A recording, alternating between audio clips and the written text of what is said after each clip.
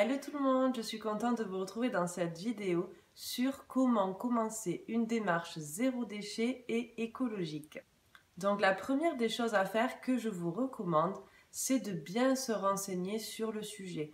Donc vous pouvez regarder dans des livres, sur internet, des vidéos, des écrits, des articles.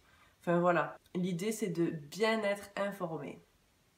Mon deuxième conseil, ce serait de faire des changements étape par étape, c'est-à-dire 1 à 3 changements maximum par mois, par exemple.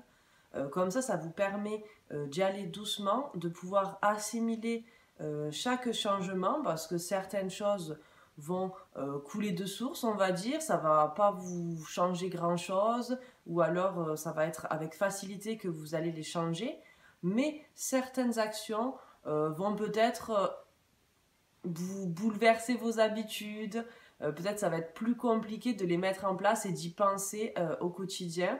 Du coup voilà, étape par étape, comme ça vous avez le temps de bien prendre vos marques, de bien les assimiler et ensuite vous incluez d'autres actions.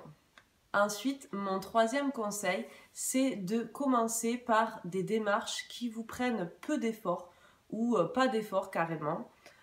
Donc j'en ai sélectionné quelques-unes. Donc par exemple, ça peut être choisir des aliments qui ont peu ou pas d'emballage. Donc voilà, quand vous faites vos courses, vous comparez.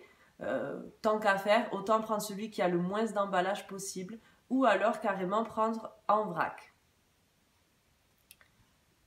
D'éviter le plastique. Donc voilà, ça peut être encore une fois sur les emballages, mais ça peut être sur voilà, des objets au quotidien pour la maison, des jouets pour les enfants, enfin peu importe. Voilà, l'idée c'est d'éviter le plastique parce que voilà, ça pollue énormément et c'est mauvais pour la santé.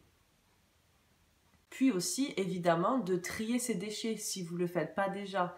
D'essayer vraiment de mettre en place, du coup, chez vous, plusieurs poubelles ou des bacs.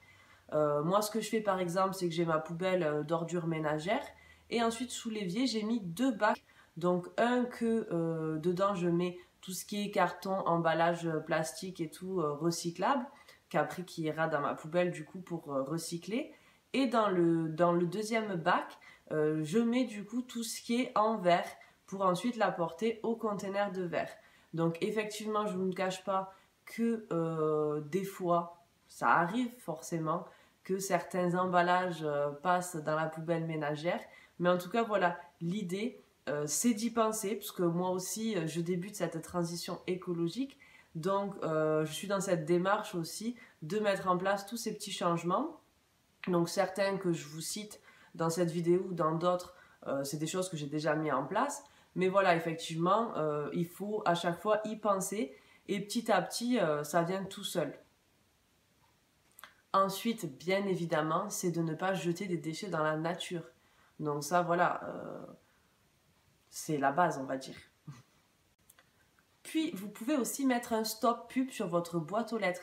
Donc c'est très important, je trouve, parce que à titre personnel, on avait une quantité astronomique de magazines, de pubs qui étaient livrés chez nous toutes les semaines. Donc voilà, ça limite énormément vos déchets parce que de toute façon, ça sert à rien. Moi, ce que je fais maintenant, c'est qu'effectivement, quand j'ai envie de voir certaines promotions dans certains magasins, je vais tout simplement sur Internet regarder. Puis aussi, vous pouvez choisir des produits au maximum de saison, locale et bio. Donc voilà, ça peut être pour les fruits et légumes, le fromage, la viande, le poisson. Bon, c'est un peu plus compliqué si vous habitez loin de l'océan ou de la mer. Mais voilà, l'idée c'est de favoriser le local, le bio et les produits de saison pour les fruits et légumes. Du coup, je vous renvoie à ma vidéo que j'ai faite sur comment économiser facilement tout en étant écolo. Dedans, je vous donne aussi plein d'idées, d'actions à mettre en place qui vous demandent très peu d'efforts au quotidien et qui en plus vous fait économiser de l'argent parce que je ne sais pas si vous vous en êtes rendu compte, mais bien souvent le zéro déchet, l'écologie et l'économie, ça va bien ensemble. Donc ça peut être difficile de changer ses habitudes au quotidien. C'est pour ça que voilà, comme je vous ai dit, c'est bien d'y aller étape par étape pour en faire de nouvelles habitudes tout simplement. Mais voilà, c'est loin d'être impossible. Certaines choses sont faciles à mettre en place. Et de toute façon, voilà, si vous êtes sur cette vidéo, c'est que peut-être déjà vous avez commencé votre raisonnement ou peut-être que vous avez déjà pris conscience des choses. Et pour finir, ben, tout simplement, je vous encourage dans cette démarche qui va faire du bien à la planète, mais aussi à votre portefeuille. Je vous retrouve très vite dans une nouvelle vidéo. En attendant, n'hésitez pas à liker et à vous abonner. Bye!